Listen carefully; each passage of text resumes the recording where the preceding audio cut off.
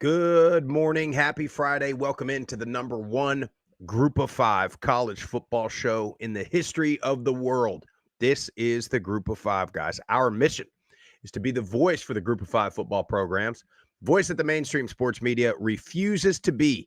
We need everybody's help to do that. Hit the follow button on all the social media platforms at Group of Five, guys. Go to YouTube, Apple Podcasts, Spotify, the Believe Network, wherever you get your best podcasts. Subscribe to the channel. Leave a 5-star rating and a review. Most importantly, tell your family and friends all about us.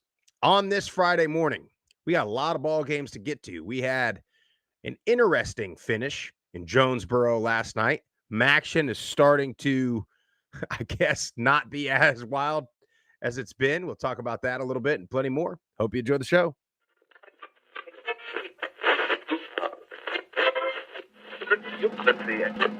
This is the Group of Five, guys, and we are coming to you live. They got Old Dominion week 3, and ODU is by no means a layup. The Group of Five guys told me that, so that has to be true.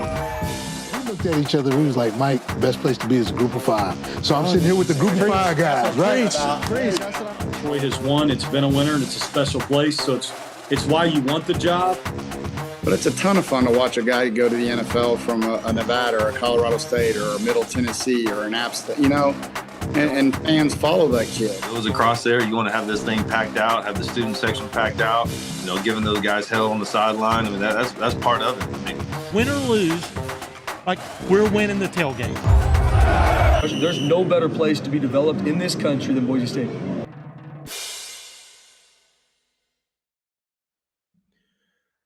Tell you what, Jeff, I'm glad it's Friday, buddy. Yes, it is. The weekend is here, almost. I guess we got one more day of work. Yep, it's been a week, and then, of course, next week is Thanksgiving. So, if you're anything like me, next week's going to be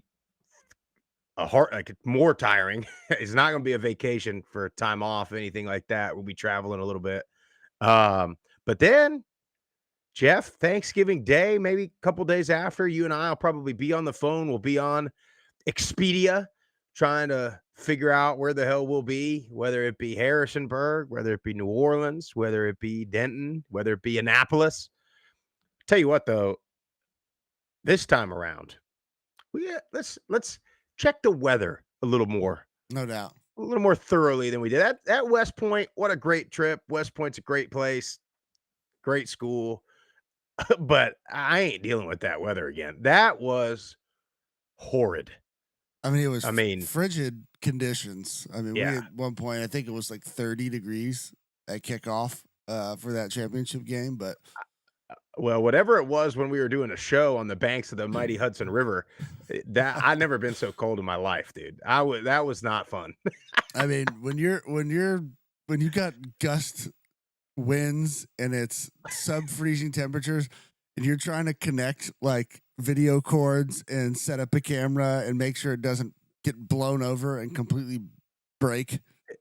Have we ever done a live show that something catastrophic doesn't happen either right before or during the actual show?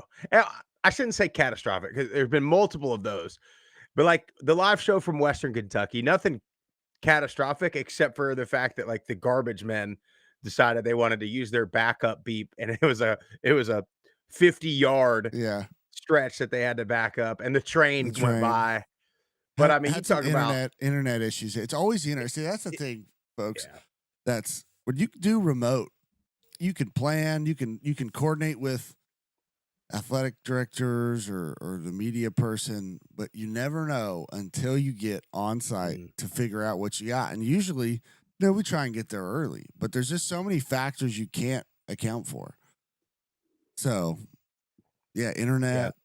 Yeah. It's always internet. A shanked punt that hits your tripod and knocks your camera over down in Statesboro, Georgia. Not only knocks your camera over, yanks the USB or whatever cord that was out and breaks the cord. And you have, the camera getting blown down on the Hudson at West Point. Something happened at Texas State, too, that really was. That might have just been internet or cellular Yeah, well, we were on the on the MiFi box, huh? yeah, but we were right by the water, the river at that restaurant. Oh, well, that too. I'm talking about when we were live at the tailgate. When we were live at the Oh, restaurant, yeah, that yeah, yeah. asshole unplugged the whole entire plate. Like he I unplugged the remember whole backyard, that. the He went back to the. He was like, patio, "Oh, I was just trying to charge my phone and unplug the entire thing." and then doesn't even know. Like all the lights shut off, our show gets pulled off. We're just sitting there, like he's still no clue. I remember SMU fan. I remember. I'll never forget it. But anyway, we got a lot to get into. It's always fun though. Makes it fun. It makes for a good story. If you're up late or relatively late last night watching Sunbelt ball, you need some coffee. You need a little caffeine to get you going this morning. And I went a little twofer because Troy, they benefit a little bit from last night's game. But Deca Gray Coffee Company, been talking about them for 2 years, decagray.com. Go on the website, decagray.com. Choose your blend. They've got a ton. I don't even know how many. They've got all the seasonal blends out right now. Roast to order coffee. So you go on there, you put it in your cart, you click, promo code, you put in our promo code GOFG, and then you click purchase. That's when they roast this coffee. This is not sitting on a shelf somewhere waiting for you to purchase. This is roast to order. They got a whole bean, they got ground coffee, and they got K-Cups. Make sure you check out decagray.com, promo code GOFG. Also, the Levels Sports Picks Discord. The thing is going crazy. I can't keep up. I see, we're only doing group of 5 college football only. So like when you go with us, you're getting one game a day pretty much during the week anyway. And then on Saturday, you can get a few, try to squeeze some out there. These guys that are playing every sport, I mean, it's got to be 15, 20 plays a day, it seems like. Or at least that many wins, because I can't keep up. I'm trying to look through our text thread and look through the Twitters, and I'm just seeing, UFC. I'm seeing a live stream at 9:00 in the morning because they're fighting in Dubai or something like that. I'm seeing soccer bets in the middle of the night come across. I'm seeing, hockey, the NBA is in full swing, and NFL, of course, when you have the Thursday night, Monday night, Sunday night games, that's really when it gets fun. But make sure you click the link in our bio on all the socials, Levels Sports Picks. Make sure you check them out. It would help us out a bunch. Jeff, so I want to talk a little bit about, did you see On3's saga with Summerall in Florida? Yeah. Now, look, there's a couple things. There's a couple layers to this. So if you don't know, so somebody at On3, I think, reported John Summerall set to meet with Florida this afternoon or whatever. Less than an hour later, a different On3 person said there's no meeting. And then an hour after that, somebody said there's no meeting. There never was a meeting. John Summerall's not a candidate at Florida. So, you can speculate. Some might say, oh, well, maybe he was going to meet, but he didn't want it to leak. And so then he canceled it and just deny, which I like that. If that's the case, I'm whatever. Hey, man, you're that locked. If you're that dialed into your current season that you pull your name from a search, yeah, I'm all about it. Could also be, who's Summerall's agent? Jimmy Sexton? Probably. He's everybody's agent, it seems like. Could be him planting a story. Hey, On3, John's on the jet flying to Gainesville now. And then On3 just goes crazy with it. And then maybe that's a play to get Tulane or whoever else he might be interviewing with to offer more money. Or none of it's true at all. And the fact that we live in a world where a lot of times I lean towards that. Yeah. I lean towards, because like anybody can say anything. Any reporter, anybody that's in the know can say oh yeah, Summerall at Auburn, done deal, contract's done, Chesney here, done. But those are not like hot takes. So that's likely that it happens. And then they can act like, yep, see, I was the first to report it. I knew. But did you know? Or did you just make it up because you wanted to have a story and get a whole bunch? Because you're going to get a whole bunch of clicks on your article when you do that. Well, that's exactly the point I was going to make is all these websites, that's how they make their money. Clicks on their article, website traffic. The more traffic you can get, the more you can sell advertising space, all that stuff. So this is just what it boils down to is who cares if it's accurate? Who cares the ramifications of that team, that coach, that program, especially when it comes to the group of five? Like nobody who cares about it. Let's just throw the story out there, cause some dysfunction, cause a stir, and we'll get a bunch of clicks. Like we gotta start. I don't know what you can change that model to, but we gotta start having some ramifications for just BS articles that get put out, stories, all this. Because these guys they do it and then it moves on. They do it again and it moves on. Like there's no, I mean, to the lay person, people think On3 is like a credible source. I personally don't. Like I think they're pretty far down the list when I think of like when I see an article, whether it's accurate or not. I typically don't believe On3, but I don't either. And I know this is not, it doesn't necessarily have to do with the other at this point, but I think again, we've talked about this with there's multiple layers to this, and here here we are, we're partnered with a sports betting Discord, but with sports betting getting just so popular, so mainstream, the fact that we now have, there was a college basketball player I believe I saw got arrested in the middle of the game the other night. Did that happen? Am I making that up? Something like that. And so the ramifications of stories or false reporting, I mean, I don't know if you can officially legally bet on who's going to be the coach somewhere. You know what I mean? Yeah. But I don't think so. But you can do it illegally for sure. Yeah. There's odds. There's odds for it. Yeah. So there's you books can do out it there that have it. Yeah. And so my thought is like, if you're just putting out BS, I mean, it affects the way the odds go, could affect the way somebody bets. I mean, you're just going to run into a lot of trouble. Now, I'm not, I'm certainly not advocating for, any retaliation or anything like that. And I'm certainly not advocating to sue somebody because you bet on something that's a total coin flip, but I mean, maybe there should be some ramifications there, Jeff.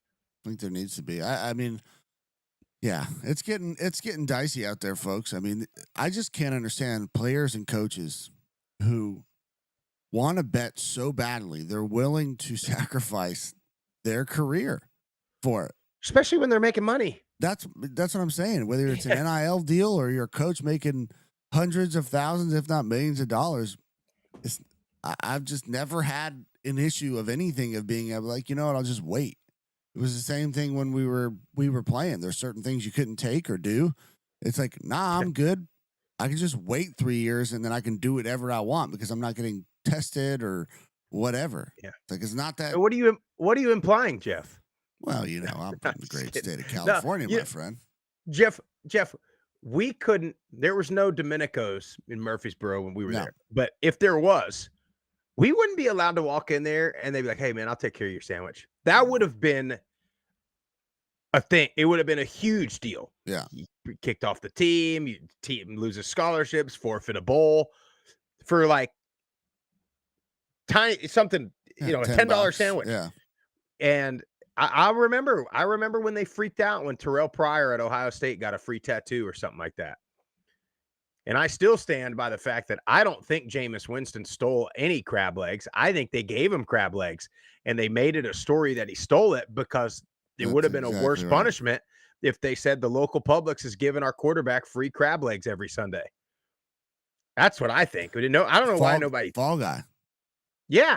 And Jameis can be like, yeah, my bad. I stole them. I don't know what. Like, you got to go back there and get the crab legs. This is not a situation where you can take them off the shelf. You got to talk to them. And have you ever bought crab legs at a store or at Costco or anywhere? Like, these things come in a box. The box is like massive. You're not putting the the box in your jacket. Yeah. When you got to ask them, I'll take 2 pounds of crab legs or whatever. You got to walk back there. They got to put it on the scale, put it in the bag, and put the little sticker on it. Anyway, not sure where I got off on that, talking about NIL now, but the coaching thing, I'm glad that it's also happening to a major Power 4 playoff contending team. Now, I think Lane Kiffin is just trolling everybody. I think that's what he's great at. Now, whether or not he goes somewhere, I don't know.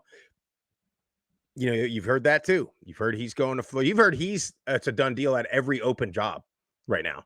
So I think he stays. I was talking to a buddy of mine last night about just the coaching carousel and situation, and it seems like everybody's waiting for that domino to drop.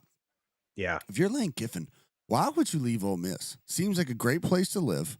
They can match any dollar amount that any Ole Miss can, that any other school wants to offer. You've already built Ole Miss into, I would say, a power in the SEC, one that can contend, one that can eventually win. I feel like if you go somewhere else, you're kind of just starting back over, starting that culture and process back over. I think he ends up staying. And then the question becomes, okay, there's just how do you, there's not enough coaches to fill all these jobs. Not enough. Like they're going to start reaching for I think Kirby Smart's coordinators. They'll probably go somewhere. You'll get the coordinators. You'll get the young guys. You'll probably get a group of 5 coach here, 1 or 2, getting an opportunity. Like, and then what does that do for the group of 5? Where do those coaches come? You know what I mean? It's just, I don't know. Well, the dominoes are going to here's start to fall, and then they're going to start to fall quickly, and people are going to overpay because they think they're getting the best. It's like, no, you're getting like C material here. Well, and here's the thing with these, specifically Auburn, Florida, LSU, right? So you don't get Kiffin, whichever ones don't get Kiffin. That means they're now on to their second choice. Okay. Let's say that's John Summerall or whoever it is. Say he goes to one of them. Well, now you're on your third choice if you're Florida or LSU. And then let's say Alex Golesh goes to Florida. Well, now LSU, you're now on your fourth choice. And we've seen specifically at these schools what happens when they hire a guy that they're not totally bought in on, right? Yep. You're going to, the second a thing, whether it's a bad loss, whether it's a win that wasn't big enough, or whether it's you lose out on a recruit, or whether somebody just doesn't like the guy. You start running these people out of town before they get a chance, dude. So anyway, I think if I'm LSU, I'm going after Summerall hard because I think LSU is a play, and I hate to say it. Yeah, Jeff, what are you doing? No, I'm just being honest. Because LSU is a place where you can win and win fairly quickly. I know Auburn's getting a lot of traction with the Summerall, position.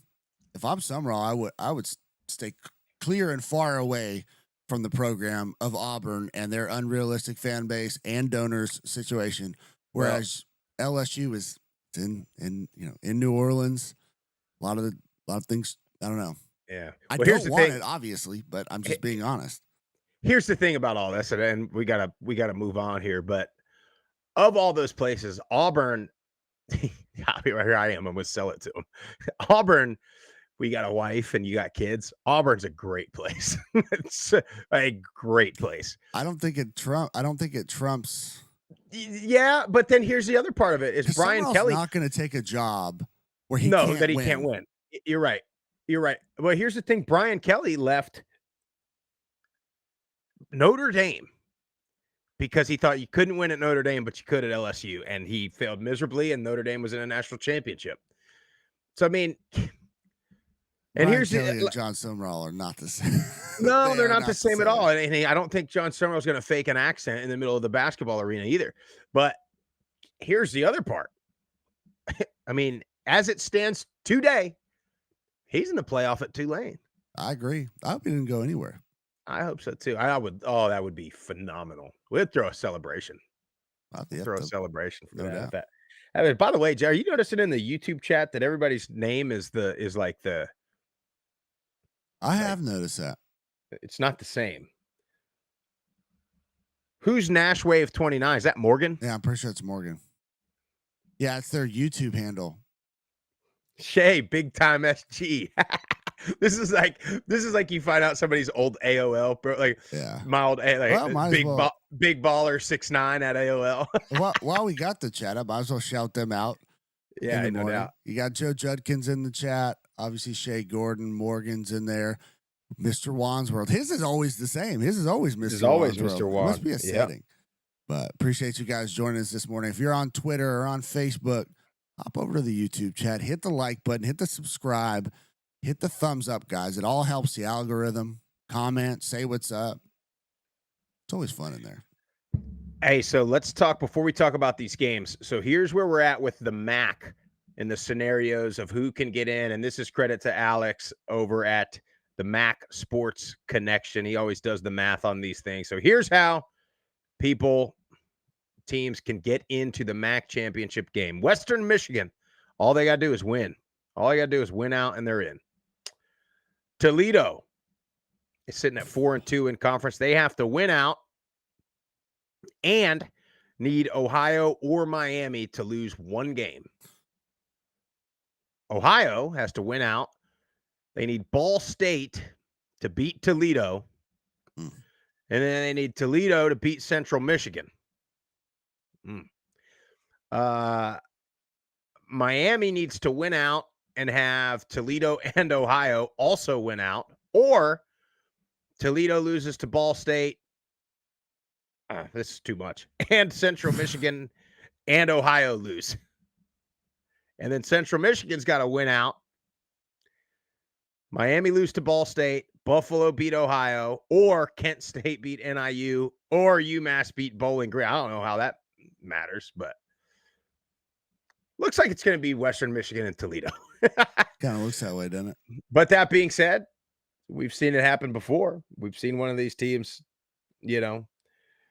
blow a game late in the season. I don't know, man. That final MAC game of the year, Central Michigan at Toledo, that is going to be a fun one. Yeah, that'll be great.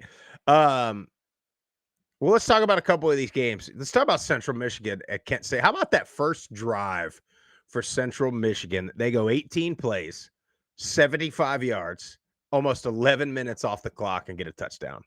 We just want to talk about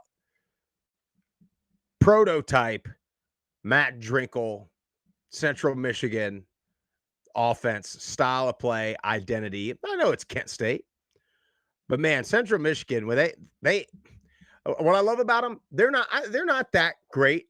You know what I'm saying? They're not super talented, but they know what they are, and they do it, and they stick to it, and they got another win. They do it so well, and they punch you in the mouth at the point of attack and on defense, and they know their identity, and like they're so confident in it, they just follow Drinkle's lead.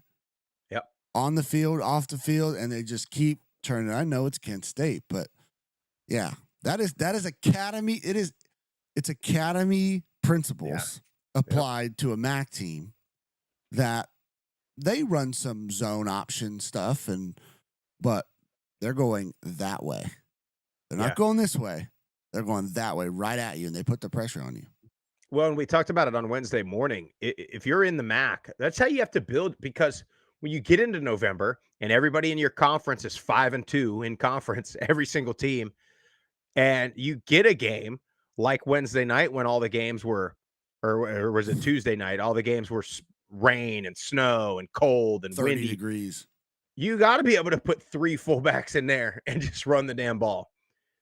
Because you saw in the other game, you saw Miami and Buffalo, and you saw Buffalo trying to throw it all over the place, and you get several interceptions, you get the turnovers, you get drive killers, you get behind the chains, all those things happen. But when you can just say, hey, I don't care, like you talk about all the time, be okay being bored and just getting your little 3-4 yards, get your little 3-4 yards every time, you'll be just fine.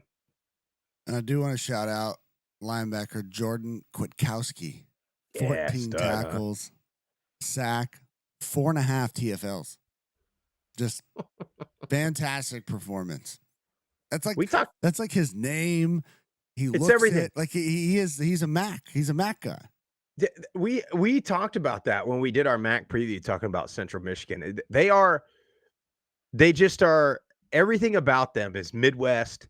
They got the Yowskis, Kwiatkowskis, and they got all the European names.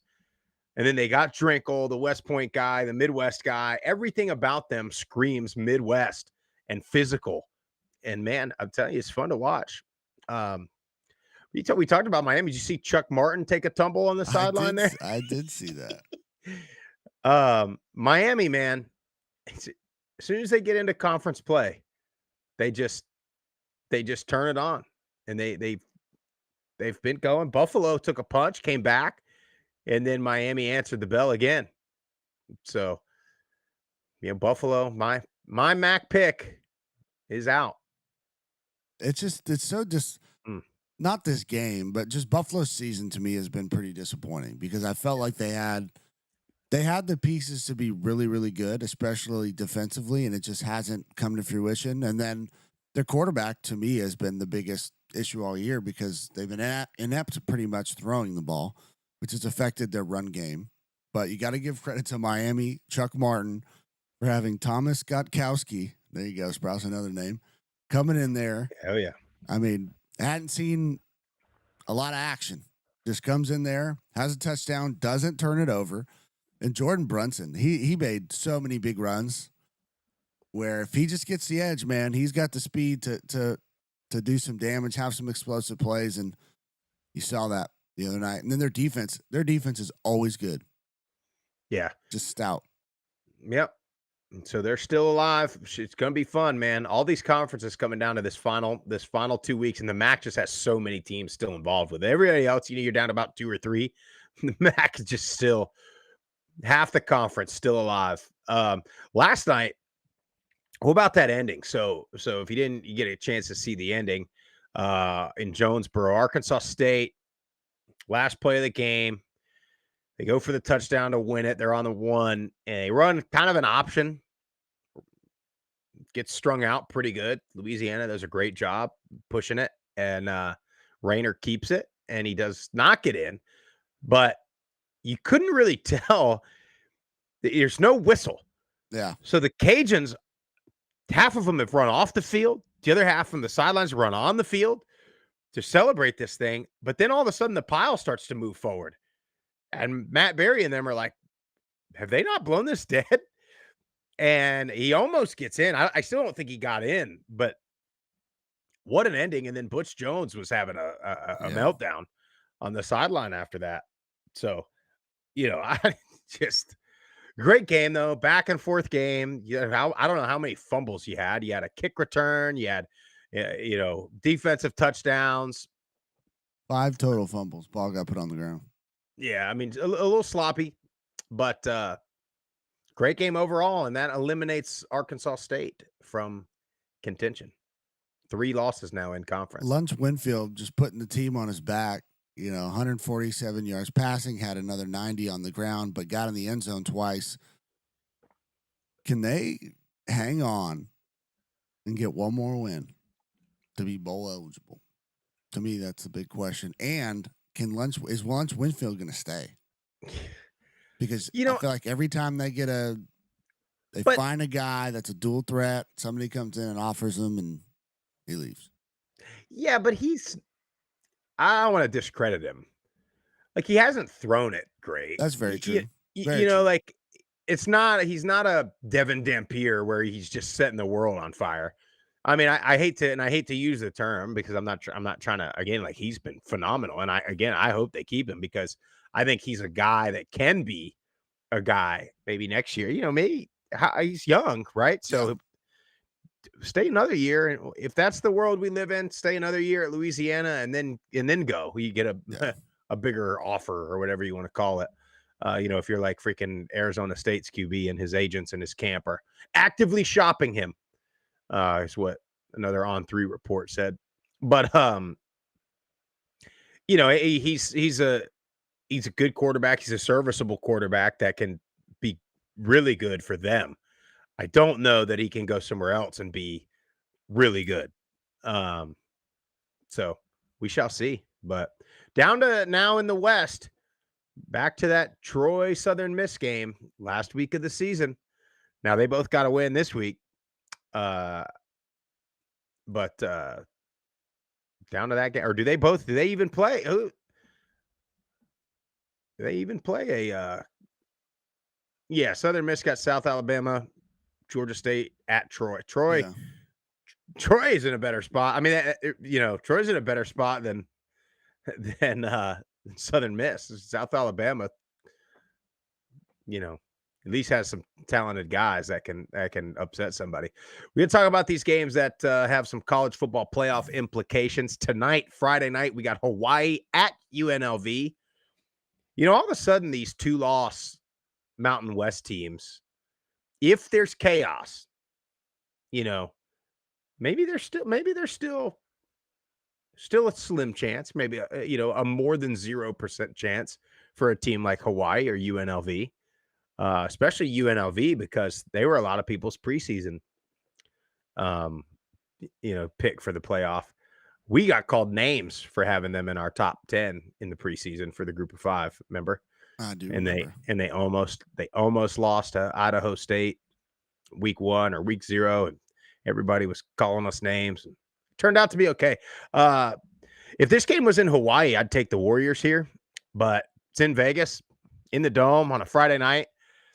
I think I got to take UNLV. They are the cardiac team, right? I mean, they get down by 3 touchdowns, doesn't matter. They get up by 3 touchdowns, they blow those leads, but they find a way to win. Seems like week in and week out. I think they will again at home. Yeah, they have found a way to win, and every game has pretty much been tight down to the wire. But I'm going to go with the Rainbow Warriors inside of that dome at Allegiant Stadium. You don't have to worry about the weather. Let's go 5 wide, baby, and let's throw it 40 times a game. It should be a fun one, though. Mountain West is such an interesting conference because you got like places like UNLV and Hawaii, where UNLV, obviously, you're in the Dome. You're not going to have to worry about weather or anything like that. And then you got the Wyomings, Colorado State, Air Force up there, where it's Boise, where it's going to be freaking such a contrast. Then you got San Diego State over in California. I mean, it's a interesting conference when it comes to weather. And typically these Mountain West teams want to be these air raid, run and shoot.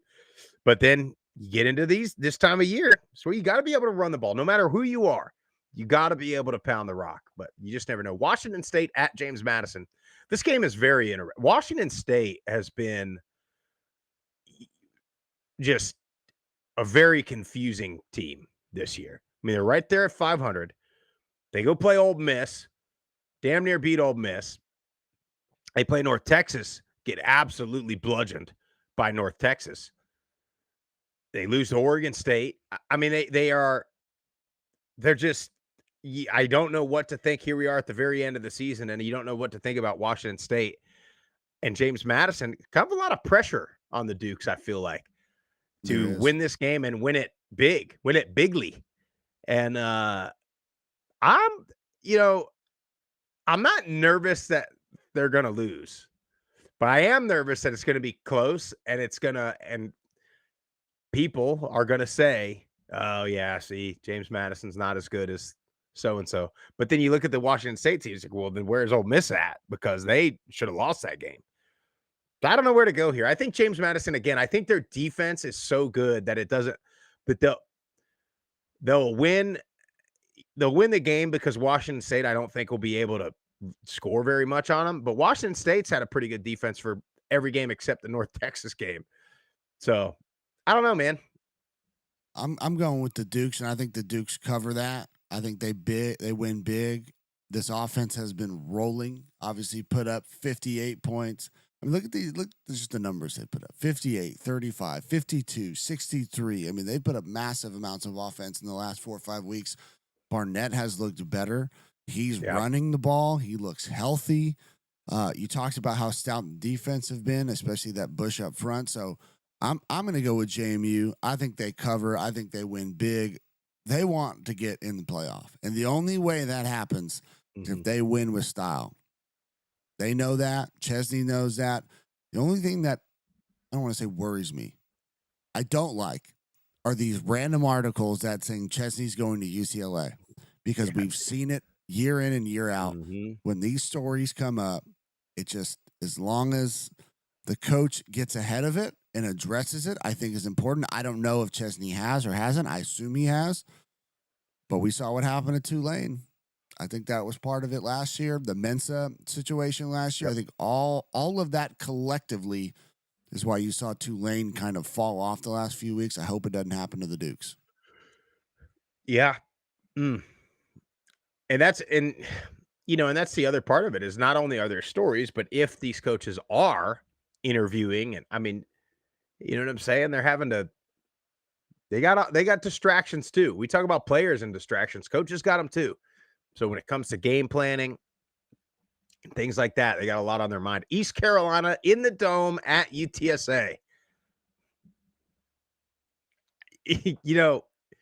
I look at it and I think the way that East Carolina's defense plays week in and week out, that there'll be a problem for UTSA, pressuring the quarterback, flying around, turning them over. But you get UTSA in that damn stadium, it's just something about it. And it worries me for East Carolina. Plus, they're home dogs, Jeff. Yeah, I love a good home dog. I don't know if they have enough, though. I think ECU's defense can carry them in this game. Hauser's played well this year, limited his turnovers. That was for me the biggest question mark for the Pirates. I like ECU. I'm gonna stick to them, Juan. I think they get it done in the Dome, which is a very, very tough place to play. I just think they're ready to answer the bell. And then playing in front of a raucous crowd, they're used to it. They do that at home all the time. Yeah, I mean, it's not their crowd though. But what is the weather like? I'm looking it up right now, so excuse me here. The weather in Philadelphia on Saturday. Let's take a look here. All right, we're okay. We're all right. 53 degrees. Oh yeah, good. Looks like mostly sun. Hold on now. Hold on, I got to watch a Home Depot ad before I freaking see that. That's right now. Partly cloudy, 53.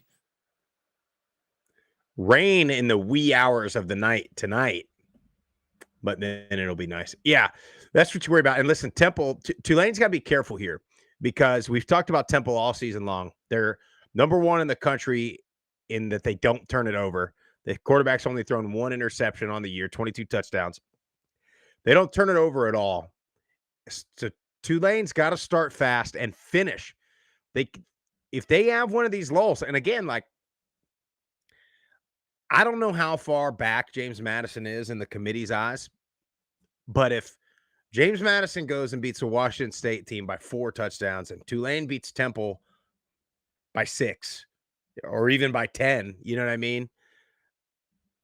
What does that do for the committee? You just don't know what they're thinking. If they're watching, now's the time of year when they're going to be like, okay, now we got to probably watch Tulane to see if we're going to keep them where they're at, right? Yeah. Now we got to watch Tulane, North Texas, James Madison, East Carolina, Navy. We got to see if these who we think's the best team. So if they watch now and a James Madison team rolls and Tulane struggles a little bit, they might make a change. You never know. I have zero faith in this committee that they, even if JMU blows out Washington State, they'll come up with a reason to be like, yeah, but their strength, they'll find a stupid reason why they're not. They want the American champ.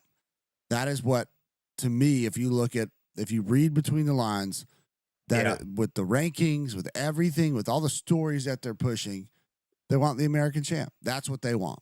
Unless it just a complete collapse happens at the top of the American and somebody just looks really, really bad, it's going to be the American champ. And I hate that. I shouldn't say I hate it.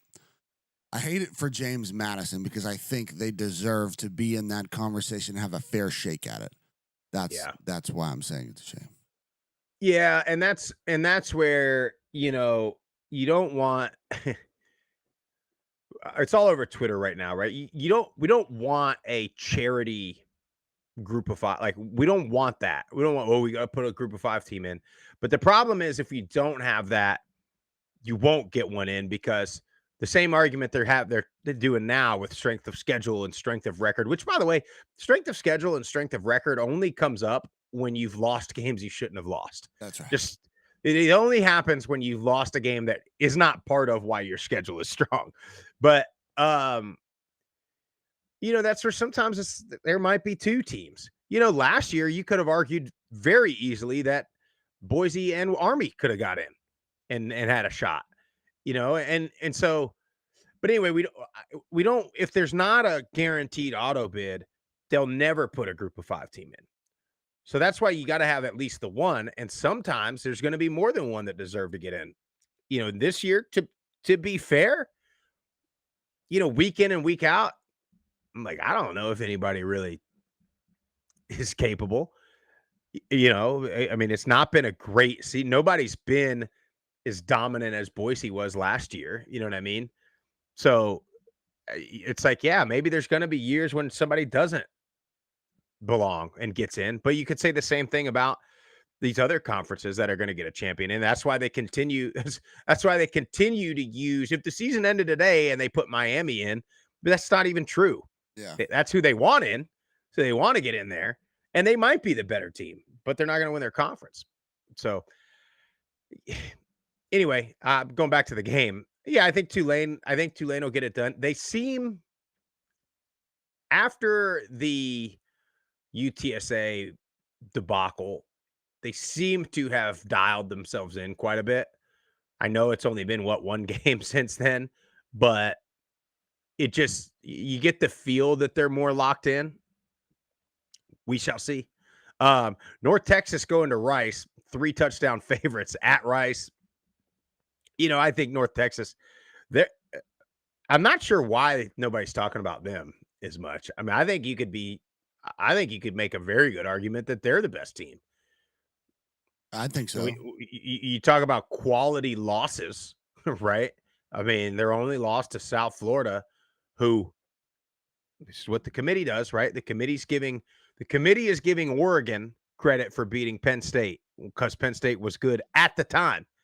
So if you look at North Texas, their only loss is to South Florida, who was playing better than anybody at the time.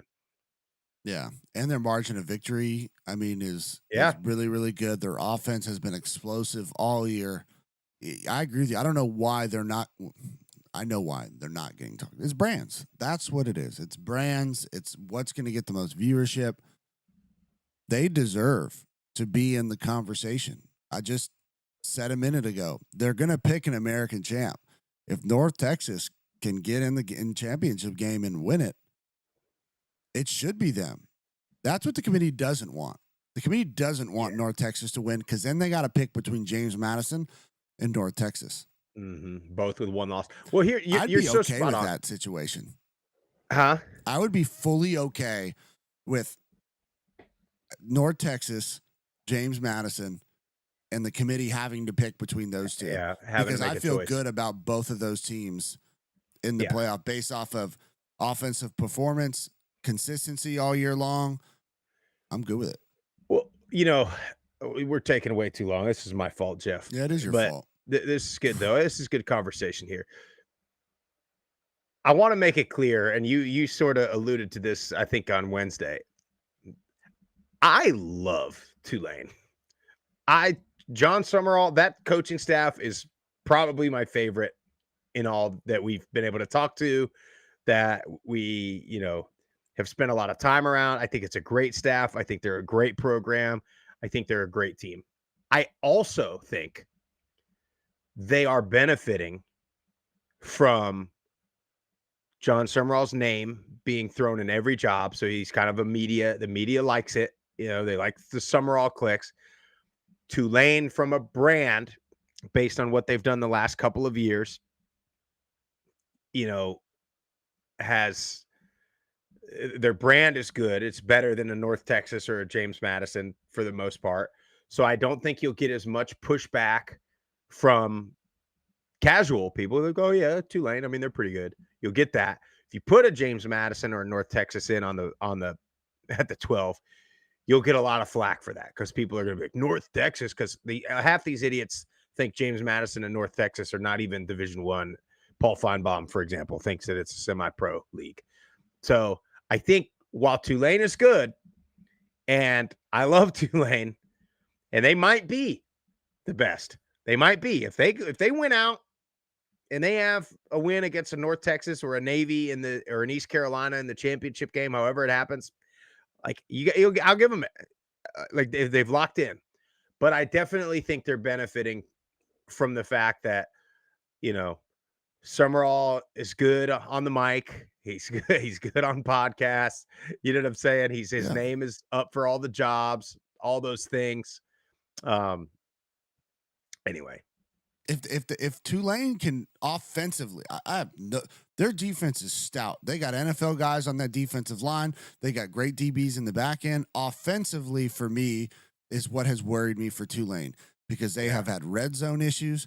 Retzlaff has looked great one week, inept another throwing the ball. So it's like if they can get consistency on offense, yeah, I'm all in. I am all in on Tulane and want them to be the rep.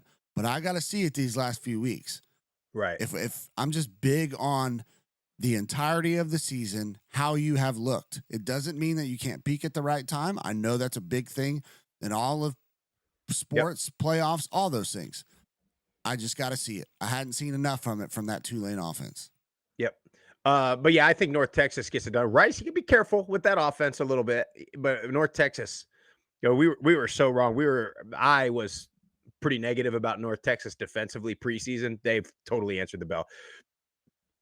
Big time what if game, Jeff. What if? I don't think it's going to happen. I don't think they got much of a chance. I don't think the team that we saw week 0 is the team that we're watching here in week 13. What if Western Kentucky goes to Baton Rouge and beats LSU and they finish the season 10-2, Conference USA champions with a win at LSU? Even LSU is down, right? But they're still like 6-4. You know what I'm saying? They're not an SEC brand. They're not terrible. You can go down to Baton Rouge. Winning at Baton Rouge against this LSU team is better than winning in Gainesville at Florida this year. It's better than beating Duke at home. It's better than beating Northwestern, right? What if? What if, Jeff? Sprouse. Well, here comes into the question that we talked about when we were going through schedules. Yep. Is this a situation? Because Western is in this Conference USA race to make the championship game. Do you just not worry about this game?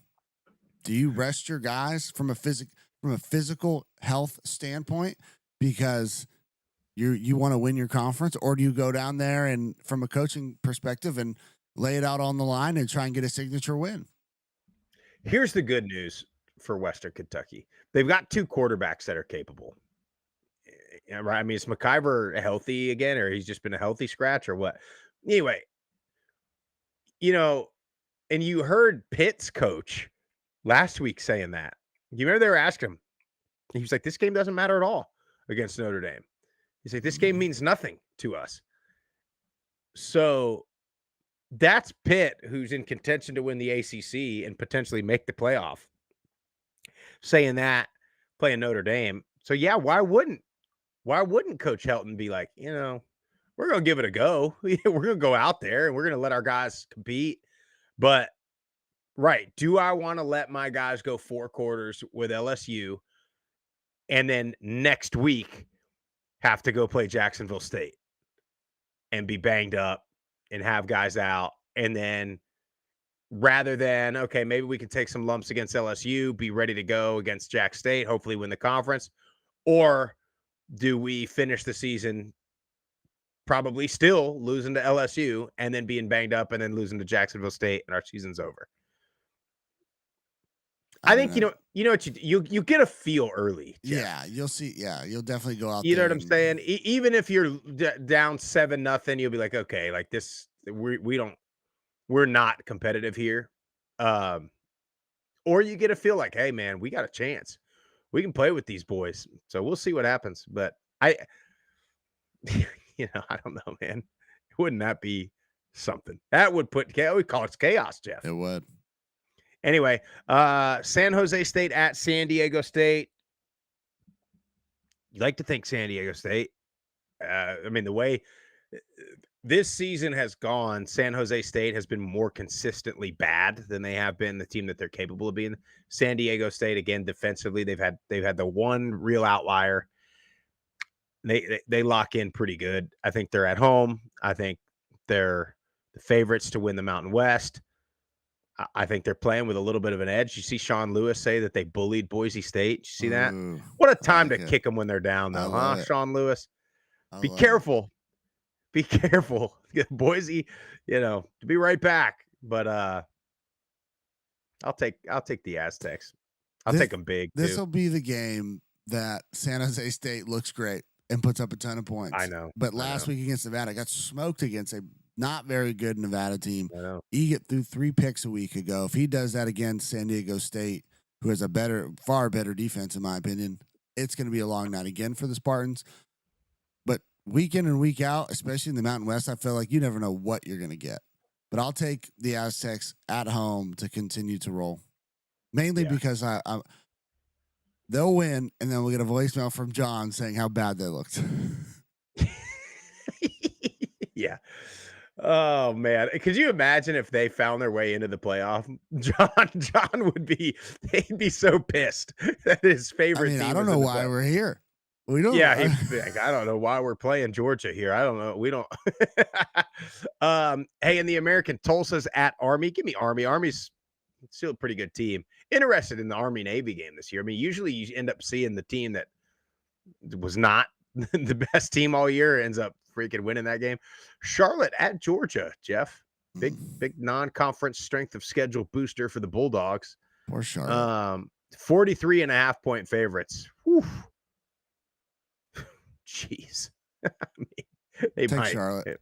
Take Charlotte luck. Plus 43. No. UConn -7.5 at FAU. Give me UConn, man. They're good. They need to get in a conference is what they need to do. Get in the American or they won't. Maybe they can do a football only or something. It's basketball is why they're not going to get in the conference. Yeah, I know. Yeah, I mean Notre Dame does whatever they want. Very true. Why doesn't UConn as an independent get to benefit of that? I mean, if Notre Dame was 7-3 with 3 overtime losses, you could bet your ass they'd be in the top 10. UConn doesn't get that. They got a couple ACC wins. They beat Duke, didn't they?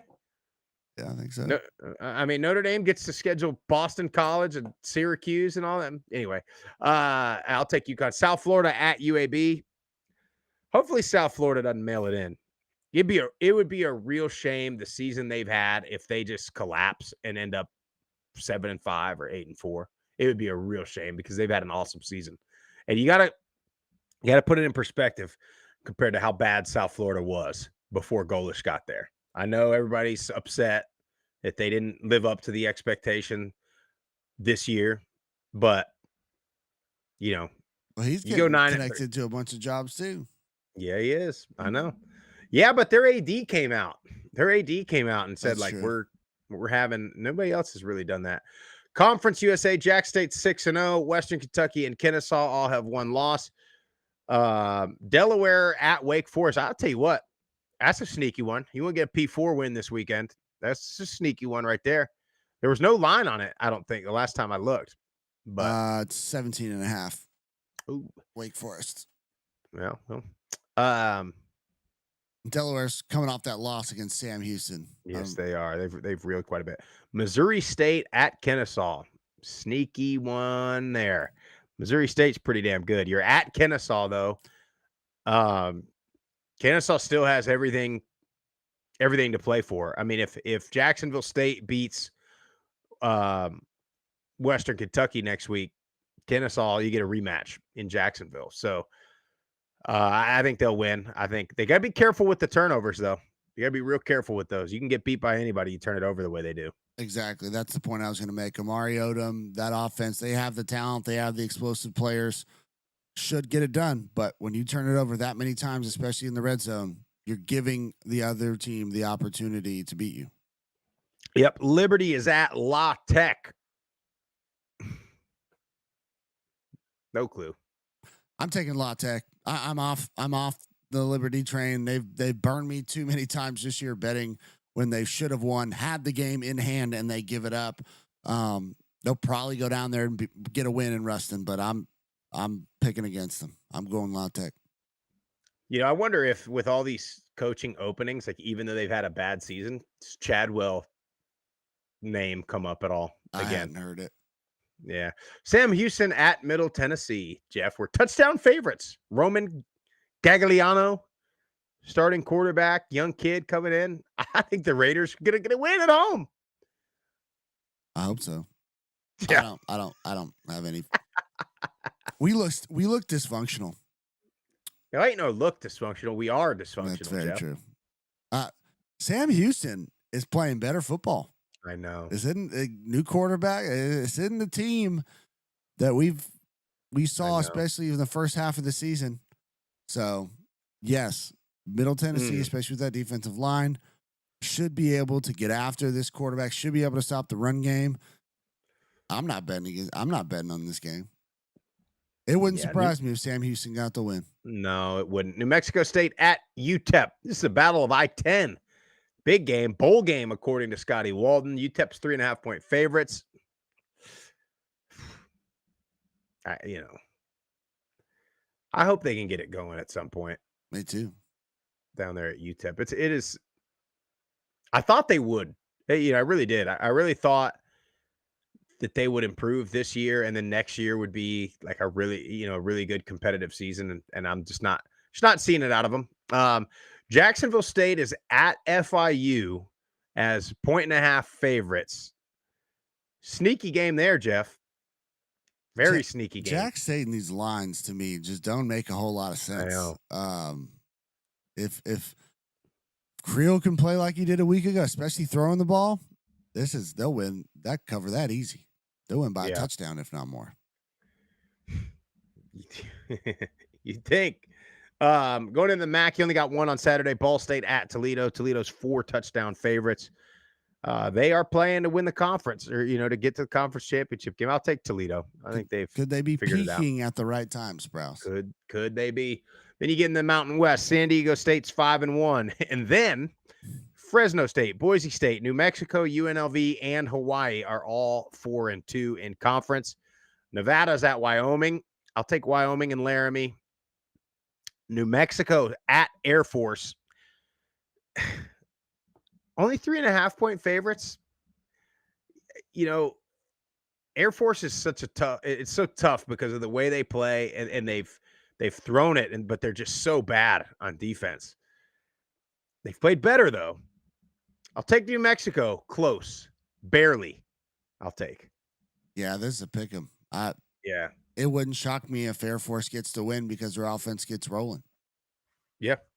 Colorado State at Boise State. So as bad as Boise State has looked, as much as they've fallen off, they still have a really good chance to play for the Mountain West Championship. I think they'll beat Colorado State in Boise. Yeah, I agree with you. Who's going to get that job, by the way? I think that's a great job. Colorado State. Absolutely. Yeah, they got the I think that's a resources, phenomenal facilities, all of it. Yeah. Utah State at Fresno State. Fresno State, again, they have corrected whatever issues they've had. They've played so good defensively. I think they win that one at home. I mean, it's 2.5-point line, but I think they cover. Yeah, I agree with you. Sun Belt, James Madison has clinched the East. If Troy beats Southern Miss next week, Troy can get in to the conference championship game. Southern Miss, of course, will be the favorite there. That's assuming they both win this weekend. You got Old Dominion at Georgia Southern. It's in Statesboro, but I think Colton Joseph, that offense is going to give them nightmares in Statesboro this weekend. Move that line down to 9.5. I like Kojo. I like Kojo and the Monarchs to cover that. Yep. Marshall at App State. I'm going to be honest with you. I know it's in Boone. I know that's a tough place to play. But I think Marshall's going to roll. I don't think App's very good, and I hate it. Yeah. But yeah. Southern Miss at South Alabama. 1.5-point favorites on the road. A lot of talk about Huff filling. I saw that. Filling a potential Tulane opening or something like that. So Yeah, they're dealing with it too, but I think, man, so they were dealing with it last year. That's the thing about Charles Huff and a lot of the guys on that roster is, well, what's the situation on Braxton? Well, that's actually, that's what I'm looking. It still says he's questionable as of yesterday, so that's something to keep an eye on. If he can't go, yeah, South Alabama's got talent. They just have looked they do good one week, terrible the next. So which week are we on? Well, and for Southern Miss though, what I was going to say is they were dealing with this distractions at Marshall last year. I mean, wild distractions, and they went and won the conference. So I think they can handle it. If Braxton goes, I'll take Southern Miss. If not, look out. Really could shake some things up. Georgia State at Troy. I'll take Troy all day long there. Georgia State, I can't figure them out. Coastal at South Carolina. 23.5-point dogs on the road. My question here is South Carolina, they're 3-7, but they were up 30 points on Texas A&M last week. So which South Carolina do you get? You get the first half South Carolina, or do you get the second half South Carolina? Or do you get the one that just lost that game and is totally reeling and collapsing, and Coastal's got a shot? I don't know. I don't think Coastal has a shot. Monroe at Texas State. Texas State looked a whole lot better last week, but I think they'll win again. Yeah, they'll get the win. I'm not sure about the 17.5, but offense looked good. Defense played better. Well, we got a couple voicemails. 2 voicemails. Let's get to them. 615-900-4286. We should have a much clearer picture of conference championship situations coming into Monday, but let's get these voicemails.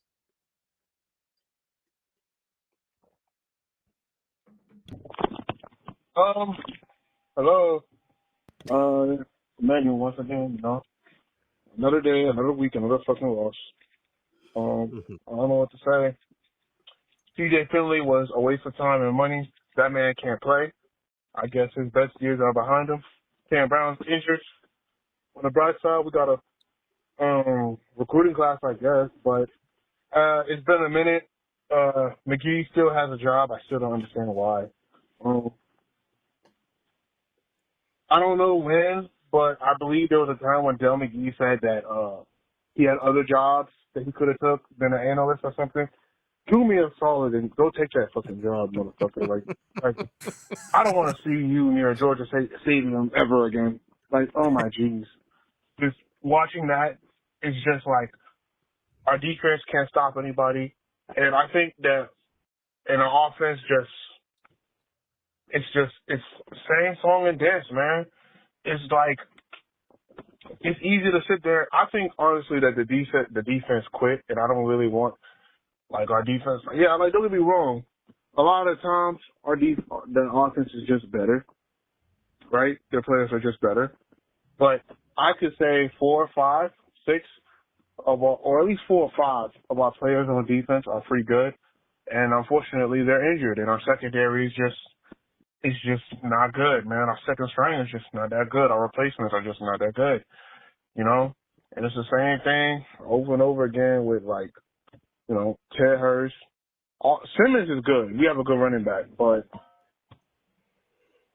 it's just the same thing, man. We're 1-9. We're not supposed to be this bad, man. We really not.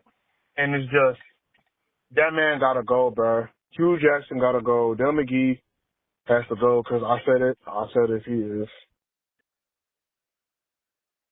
If you lose to South Alabama, I'm going to call for his job, and that man got to go, man. I don't know where we're going to go from here, but some shit has to shake. I don't know what to say. But it's just oh my God, man, with these fans, and especially with the fan base, there's no reason why we can't market it. We can show around in places and be hey, put our name on it, stamp on the store or something. But no, we can't because we fucking suck. We're fucking 1-9, which is fucking ridiculous. And I'm just bro, stuff like that really kills the spirit of cheering for Georgia State, It's just depressing, man. Absolutely fucking depressing. But we could be UMass. It could be worse. Could be worse. Could be worse. Hello. But hopefully you play this on the Friday night show. You know the worst is learning again. I know my Georgia State Texas sucks at the moment. Praying for Del McGee to get fired, but hopefully we get better players. I'll recruit a class up good next year. But right now, beat Troy. I'm delusional. I'm saying it. We might beat Troy, hopefully. But back to the college football playoff rankings. This is inescapable levels of hate. How is JMU not ranked? How is Tulane? Dude, Tulane just got spanked by UTSA. That is insane.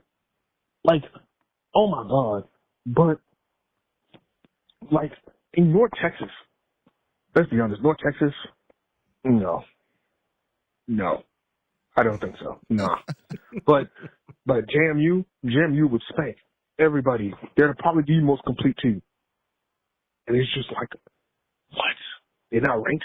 I'm seeing fucking Arizona State, Illinois, fucking who else? Missouri. Missouri is a favorable schedule. That's why. It's SEC branding. Oh my God. Also, hey, American, shut up. Shut up. Oh my God, shut up. Memphis just lost. Okay? Fucking, I love Memphis, but Memphis just lost.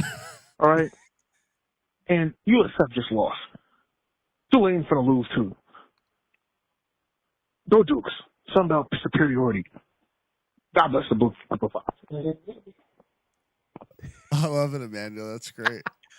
A couple things. One, yeah, TJ Finley, you gotta be careful.